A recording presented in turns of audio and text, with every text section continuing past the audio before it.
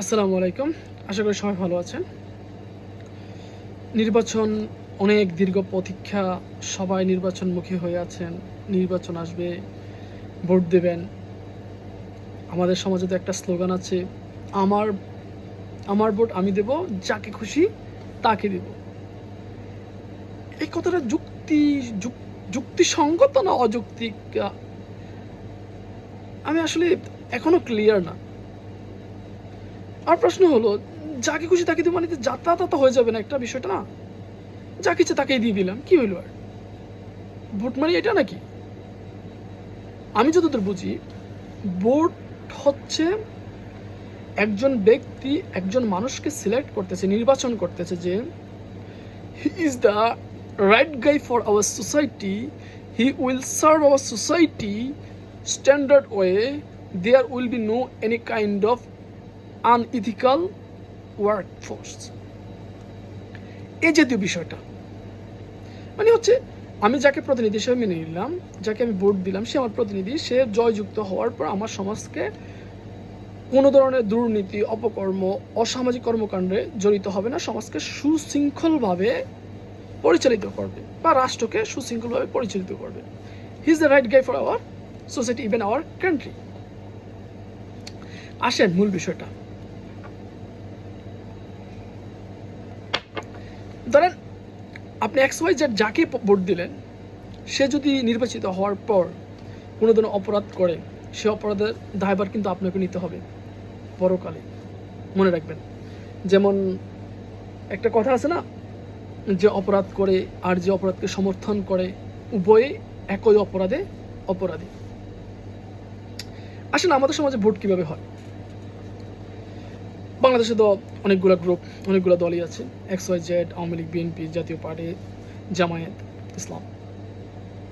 আমাদের সমাজে ভোট হয়, আরে আমার বাপ দাদা থেকে তো সবাই বিএনপি করতেছে, আমি বিএনপিকে ভোট দেব, আদারওয়াইজ এটা ঠিক হবে না। এবার প্রতিনিধিকে কি ধরনের কর্মকাণ্ড করবে, তার ব্যাকগ্রাউন্ড কি, ইতিহাস কি, ডাজন্ট ম্যাটার। আওয়ামী লীগের বিষয় তো ভিন্ন, এরা তো ধর্ম। আওয়ামী লীগের কাছে আওয়ামী লীগ হচ্ছে একটা ধর্ম, ইসলাম একটা ধর্ম, আর ওদের আওয়ামী লীগ একটা ধর্ম। আর জাতীয় পার্টির কথাই বললাম না, যাদের কোনো নীতি নেই, ওই পরিবারগুলো ওদেরকে ভোট দিবে।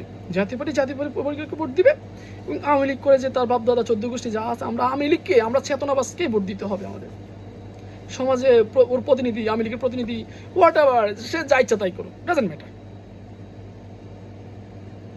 ভাই এটা কি পরকালে পার পাই যাবেন এসব বলে? কি মনে হয় আল্লাহ ছেড়ে দিবে?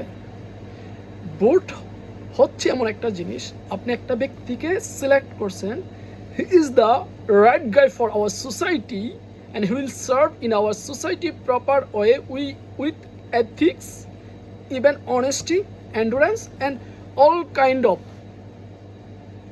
আপনার human rights he will provide for you.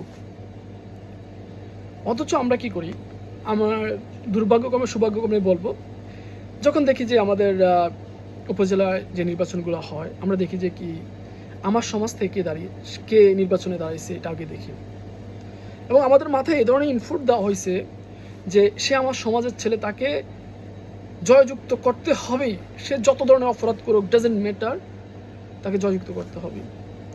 তো আমরা উইটা ফেরা লাগি যে আমার সমাজের ছেলে, আমি তাকে পাশ করাইতে হবে যদিও তার যোগ্যতা নাই। ঠিক তো সত্য কথা।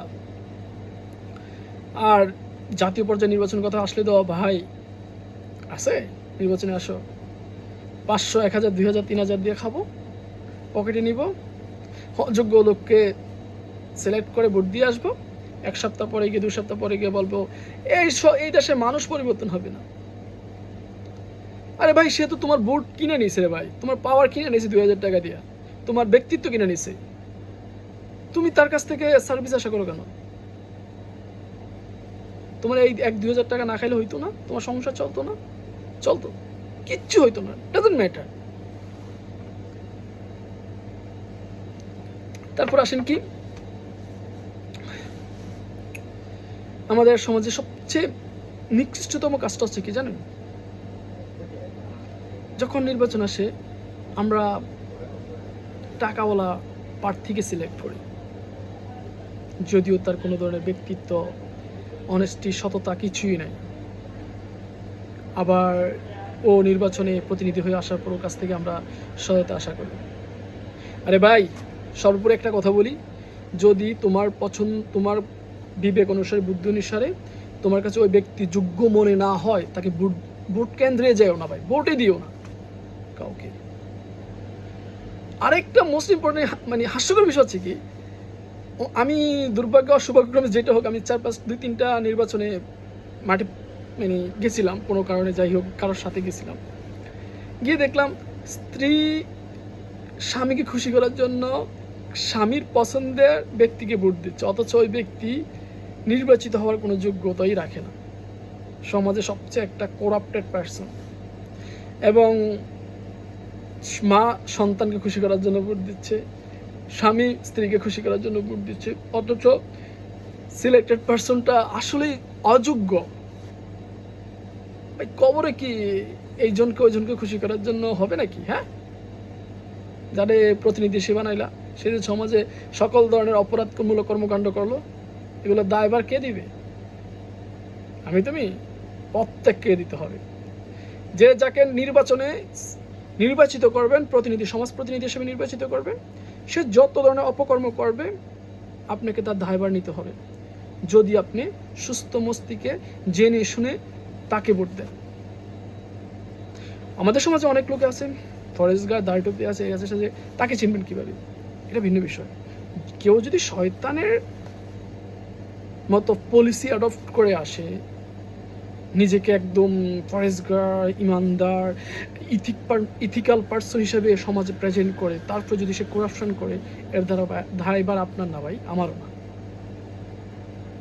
এটা আল্লাহ দেখবে, কারণ আল্লাহ দেখছে আপনি তাকে নিয়ে অ্যানালাইসিস করছেন, তারপর আপনি তার সম্পর্কে সঠিক ইমপ্রেশন নিতে পারেন না। আল্লাহ তার বিচার, আল্লাহ তাআলা সবসময় নিরপেক্ষ বিচার করেন। সো ওইটা নিয়ে আমাকে কনসার্ন হইতে হবে না, ওটার সব কিছু দায়ভার উপরওয়ালা বহন করবে, এটার বিচার বিশ্লেষণ উনি করবে। ভালো থাকবেন, আসসালামু আলাইকুম, আল্লাহ হাফিজ।